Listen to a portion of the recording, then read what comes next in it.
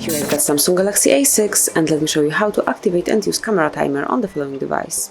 So at first you have to open the camera app, and here you will notice the icon of the timer. So just click here once, and then you can pick one from the following options. So let me pick, for example, 2 seconds. And as you can see, the picture will be taken with 2 seconds delay. Here we got the countdown, and it has been taken. Then let me show you the 10 seconds mode. So just click, and now you will see the 10 seconds countdown.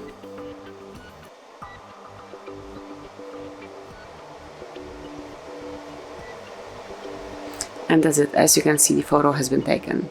So this is it. That would be all. This is how you can activate timer. Then to switch it off, just click at the timer icon once and then select off. As you can see, timer has been switched off.